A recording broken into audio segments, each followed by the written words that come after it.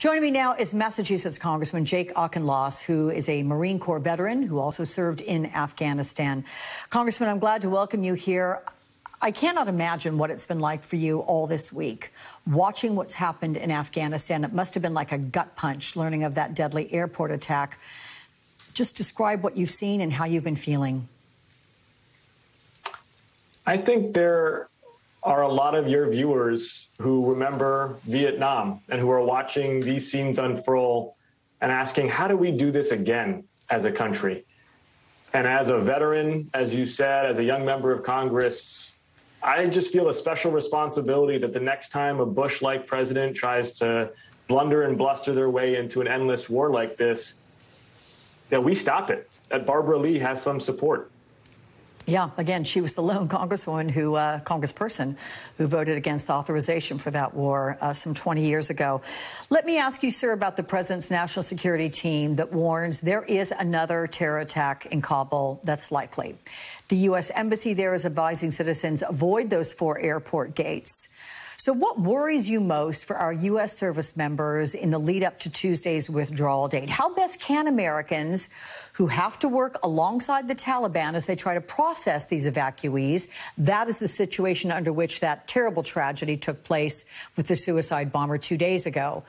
How do we prevent further attacks? Can we trust the Taliban with American security in this moment? I can't be an armchair tactician and explain or give guidance to how American forces can best handle the security perimeter at HKIA right now. What I can say is that this atrocity several days ago and the credibility and imminence of further terrorist attacks really underscore the criticality for getting these evacuations completed as soon as possible. We have the throughput to get all remaining Americans out before August 31st. We have diplomatic and economic leverage to continue evacuations for Afghan allies after August 31st. It's time that the last boots left the ground in Afghanistan. We heard the president saying that America is going to hunt down the terrorists behind Thursday's attack at the airport. The U.S. military now successfully carrying out an airstrike, killing 2 ISIS-K planners. What their relevance was to this particular attack, we're not sure yet. Intelligence hasn't revealed that. But do you expect more attacks like this? And after this week, how can we effectively go after ISIS-K without any resources on the ground? And in particular, you just heard the remarks from the Taliban, those official words that said they're not happy about this attack. They feel it is an attack on their sovereignty over Afghanistan. The Taliban don't have veto power over U.S. counterterrorism operations. The war in Afghanistan is going to end the way it began, bringing terrorists to justice. We will strike ISIS-K targets wherever they exist throughout the world. That is well within the prerogative of the U.S. counterterrorism mandate. And if there is credible intelligence that Taliban members are aiding and abetting terrorists, we retain their prerogative to kill them too. Taliban need to know that. We are not trying to nation build or wage a counterinsurgency in Afghanistan anymore. That should never have been the mission in that country. But counterterrorism remains a core U.S. strategic priority. We are not going to allow a base of operations for people to strike the U.S. homeland or strike U.S. troops anywhere in the world. So as we look ahead to this week, sir, you have the president and the Pentagon. They're committed to Tuesday's withdrawal deadline. So what does Wednesday look like? How do we get our Afghan allies and other at-risk Afghans out after Tuesday? I think the most important legacy of Wednesday is going to be that for the first time in 20 years, American boots are no longer in the ground in Afghanistan. This president came into office facing a wrenching decision. He could have gone big or gone home.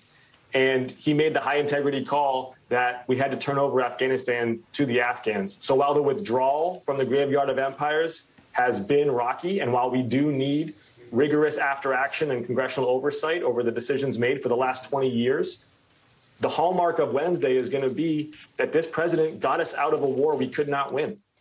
Well, in fact, you wrote that op-ed in the Washington Post where you said the president made the hard choice in Afghanistan. He made the right one. But you also wrote, sir, that the national interest will be also best served by an after-action review of the withdrawal. So tell me what you think that review should look like. It should cover the entire scope of the 20-year war in Afghanistan from invasion through withdrawal. It should presumptively declassify all decision-making around Afghanistan, should build on the work done by the Washington Post with their Afghanistan papers, where they lay out in excruciating detail the sunk cost bias that caused national security officials in situation room after situation room to ask for more time, more troops, more treasure, despite knowing that there was no political endgame to wind down a counterinsurgency. It should be bipartisan, it should be painstaking, it should be in detail, and it should give a roadmap for the next generation to prevent future failed forever wars.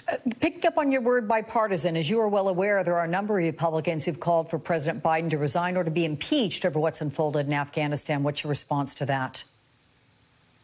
That the party of Donald Trump would call into question the integrity in areas of national security and foreign policy of this president is laughable.